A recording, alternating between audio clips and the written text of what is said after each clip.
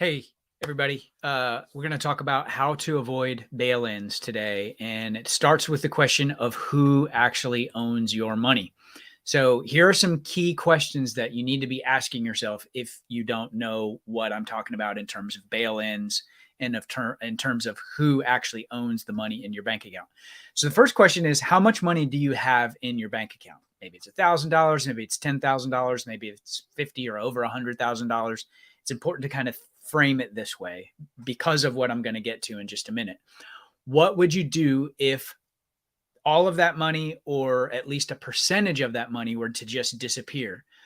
And the key question is, did you know that the money parked in your bank account is not actually yours? And I'm going to get into the ways that that is true. Now, I recognize that for some of you, this is new information. It may be kind of shocking. It may be feel like, I'm fear mongering. But believe me when I tell you, I've known about this phenomenon called bail-ins since probably about 2012 when I heard about the Cyprus bail-ins. And I'm going to get into that in a minute. So in 2008, Congress passed the Dodd-Frank Act, and the international banking charters were changed so that bank depositors like you and me are no longer depositors, but we're now considered unsecured creditors. So today we're going to talk about what all of that means to be an unsecured creditor, what a bail-in is, and what I and my wife and our community are doing to minimize our risk of losing money in the case of another financial collapse like the one in 2008 or some semblance of that. And we're doing it so that we can avoid being victimized by these bail-ins like all the people, unsuspecting people in Cyprus were back in 2012. So some important background. The 2008 financial crisis saw the emergence of the term too big to fail, or TBTF, where governments used taxpayer funds to rescue what were considered systemically important banks from total collapse. So you guys remember, if you were around back in 2008, we had the too big to bail banks. And so what happened was during the financial collapse, Congress came in and voted to use taxpayer money to bail those banks out. As you probably remember, it didn't go over very well with the public. A lot of people were really up in arms about that. And that was part of the reason the US Congress passed the Dodd-Frank Wall Street Reform and Consumer Act of January 2010. And while this act eliminated the options of bank bailouts, it introduced the equally odious idea of bail-ins. And so I'm going to get into what that is next. So what's a bail-in versus a bailout? So this comes from an Investopedia article, which I'll link in the video description if you want to check out a little bit more in depth and get a little nerdier about this. A bail-in and a bailout are both designed to prevent the complete collapse of a failing bank. The difference lies primarily in who bears the financial burden of rescuing the failing bank. So with a bailout, the government injects capital into banks to enable them to operate. The government doesn't have its own money, although a lot of people would argue, oh, it's government money. Well, that money comes from tax revenues. And so it doesn't have its own money, so it has to use taxpayer funds in the case of a bailout. So with a bank bail-in, the bank uses the money of its unsecured creditors. Remember, I introduced that term a minute ago. An unsecured creditor is you and me. So that would include depositors, which would be if you have funds on deposit with a bank, that's going to be you, and then bondholders, or people that hold debt from the bank, to restructure their capital so they can stay afloat. As unsecured creditors, depositors and bondholders are subordinate to derivative claims. And so I'm going to unpack what all these terms mean if you're not familiar with them. But essentially, that means that you and me, as unsecured creditors, and also the bondholders, are last in line to be made whole in the case of a bail-in. Derivatives are the investments that banks make between each other or among each other, which are supposed to be used to hedge risk in their portfolios. Not going to get into that. It's a lot of 50-cent words. I get it. Just don't want to stray too far away from the point. The 25 largest, this is really, really important. The 25 largest banks hold more than $247 trillion in derivatives, which poses a tremendous amount of risk to the financial system. To avoid potential calamity, the Dodd-Frank Act gives preference to derivative claims.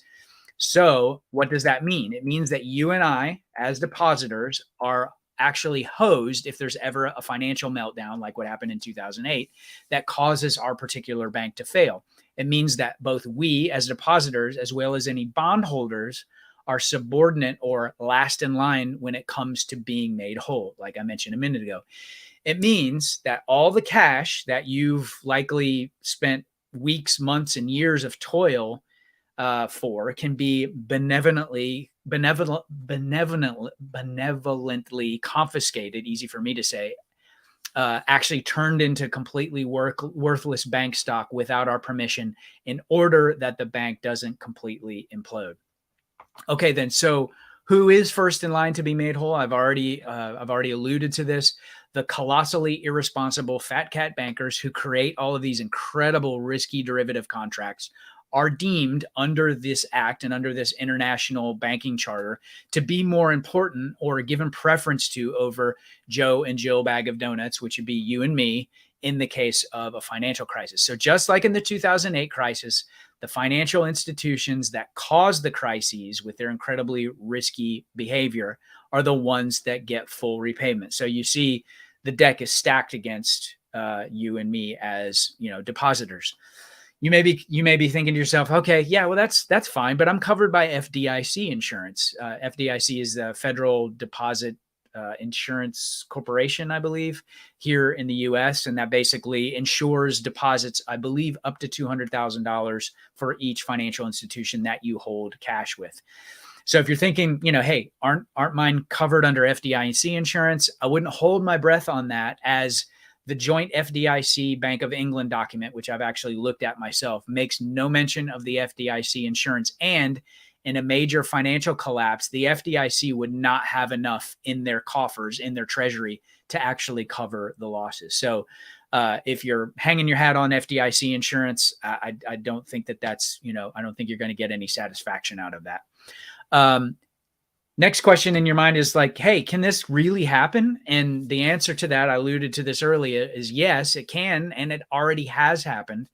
You look at the case of Cyprus in 2012, and there's an article that I'll link in the video description below. And there's a video that I did a couple of weeks ago on this very thing that goes a little bit more in depth on some of this. So you want to check that video out as well.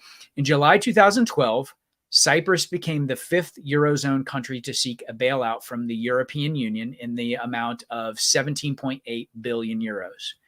On March 16th of 2013, the bail-in took effect.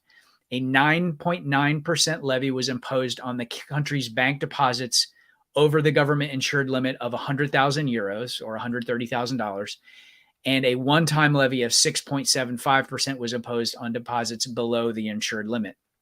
Deposits below 20,000 euros were exempted from the tax. So what does this mean?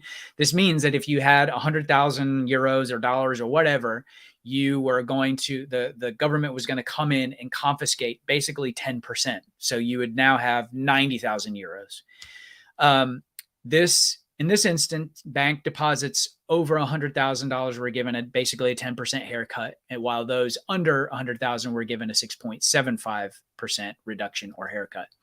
And while the deposits below 20K were exempted, I would not hang my hat on that, as this event was not the result of a greater macro financial crisis like what we saw in 2008. This was just basically sort of a micro or a contained financial crisis, just confined to Cyprus itself. So you kind of have to take the macro picture in view. Probably the most important question about this, I wanted to lay all that as a background to why you should be paying attention to this. But, the question is what should I do about it? What can I do about it?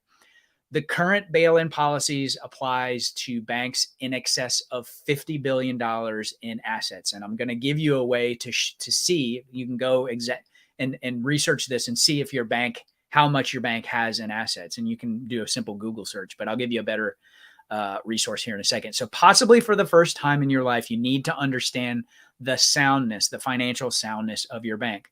Now, what we're doing to mitigate our risks to any future bail-ins, and this is nothing I'm saying in this video is financial advice. You need to do your own research. Don't take my word for it. I always recommend that you guys do. You want to triangulate your resources and really get a good idea of what's going on here.